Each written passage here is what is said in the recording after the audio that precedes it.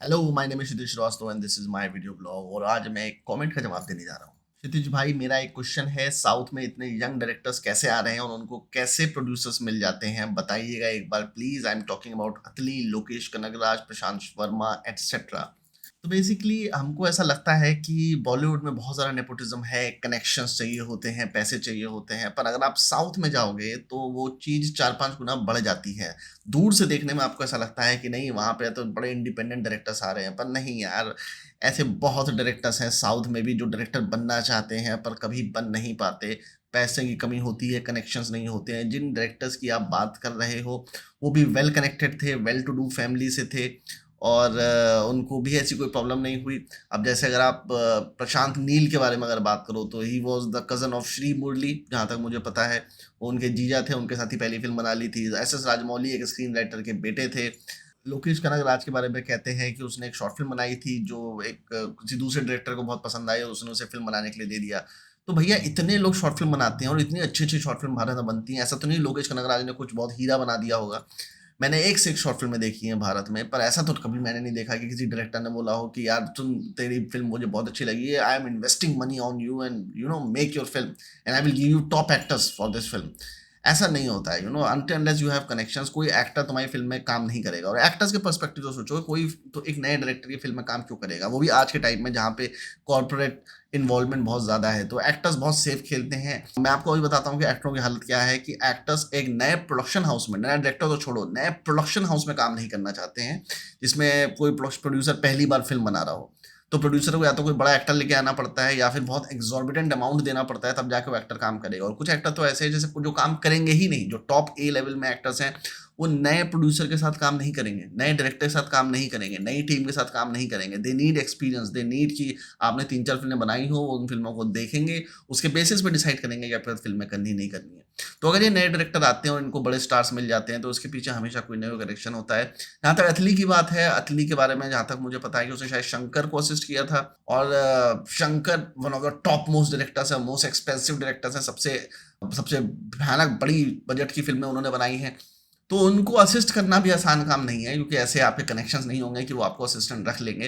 ये डायरेक्टर्स जो होते हैं इनके पास लिमिटेड रिसोर्सेज होते हैं एडीज रखने के भी, तो सारे हर किसी को एडी बना के अंदर नहीं घुसा लेंगे, सेलेक्टेड लोगों को अंदर घुसाएंगे। तो आप इस गलतफहमी से निकल जाओगे, साउथ में बन जाते हैं, बॉलीवुड में नहीं बनते, हॉलीवुड में क्यों नहीं बनते, यहाँ क्यों नहीं होता, वहाँ क्यों नहीं होता, ऐसा कुछ नहीं है।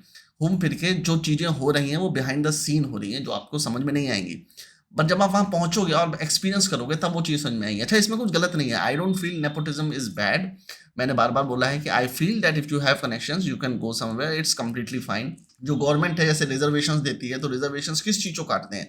रिजर्वेशंस इसी चीज़ को काटते हैं ना, कि कुछ एक जातियाँ हैं जैसे कि ब्राह्मण जाति है। मैंने देखा है, जैसे मैं हाई कोर्ट में जाता हूँ तो वहाँ मुझे बहुत ब्राह्मण लोग दिखते हैं चोटी के साथ, टीके के साथ। And I I love Brahminism, and because एक हिंदू के तौर पे मुझे ब्राह्मण लोग अच्छे लगते हैं और सभी लोग अच्छे लगते हैं। तो मुझे अच्छा लगता है कि लोग इतने सारे ब्राह्मण हैं, पर फिर मुझे ये भी लगता है कि यार और लोग क्यों नहीं है यहाँ पे?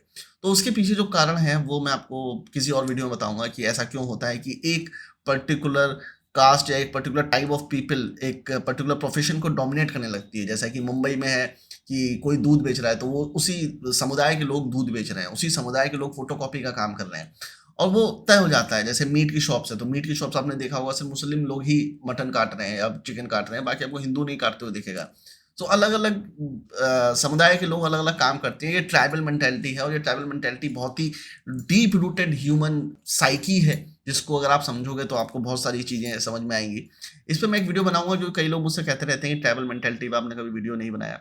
मेरा मन है बनाने का, बट मेरे दिमाग में उसके जो आइडियाज़ हैं बहुत ही हौच पौच वे में है और मैं उसको सिंक्रोनाइज करके सही तरीके से बता नहीं सकता, इसलिए नहीं बता पाता हूँ।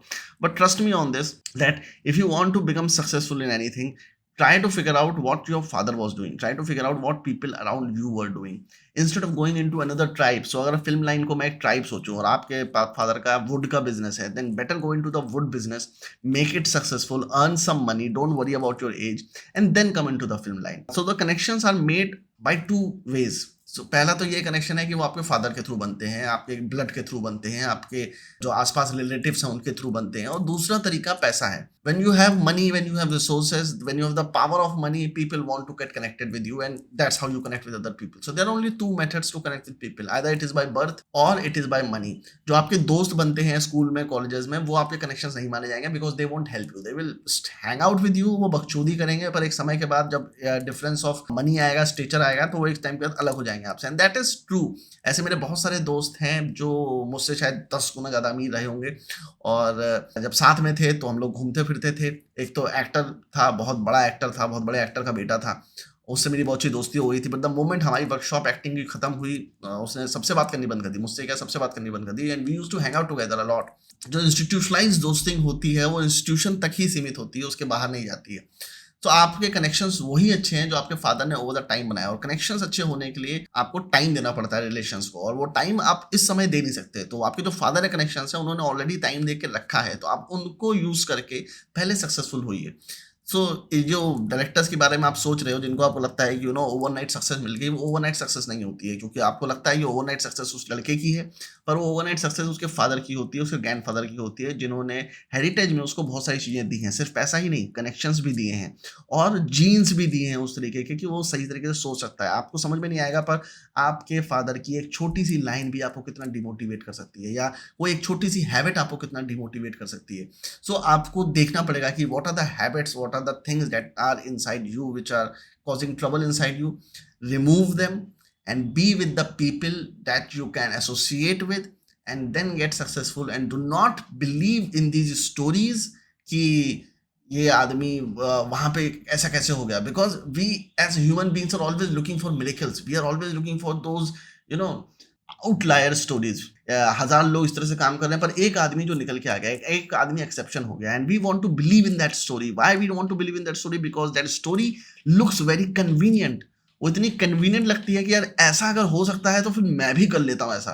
You don't want to believe in the thousands of stories which have been done in a particular manner, but वो एक आदमी ने कुछ किया है, तो आपको उस आदमी के रास्ते पे ही जाना है, क्योंकि आपको वो कन्वीनियंट लगता है। आपको लगता है कि ऐसा शायद कुछ सीक्रेट होगा उसके पास कि वो रातों रात अमीर बन गया, and you get attracted towards it. You don't have the patience to give time to become something. You're getting my point? So don't get attracted towards these stories, don't get attracted towards this greed, because once you get deep inside, once you have this knowledge of how people achieve something, you will realize that there is only one method in which people achieve things, and it always takes time, and you have to give the certain amount of time, and there is also a luck factor involved. So when someone says a luck factor involves, it means you have the right connections, and you can only get that by having the right luck, being born into the right family, being born into that particular family where you want to become.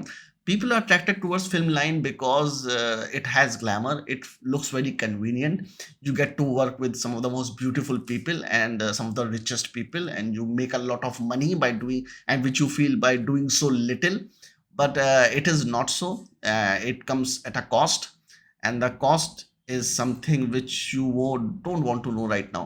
I don't want to tell you the negative things anymore of the film industry. I just want to guide you in the manner in which you will understand कि भाई जहाँ पे आप हो, जहाँ पे जो भी कर रहे हो, without any desires, without any grid, without looking for these outlier stories कि किसी ने क्या किया, आप अपना कार्य करते रहो और अपने दिमाग में एक होप रखो कि मुझे ये चीज़ करनी है, और आप उसके लिए नॉलेज गेन करते रहो, और एक समय आएगा जब आपके पास इनफ मनी, इनफ रिसोर्सेज होंगे कि आप उस चीज़ को कर सकते हो। I hope I answer the question. If I have not, right it in the comment box. और उसके अलावा भी आपको कोई क्वेश्चन पूछना है तो आप कमेंट बॉक्स में मेंशन कर सकते हैं, और मैं उसका भली भांति जवाब देने की कोशिश करूंगा।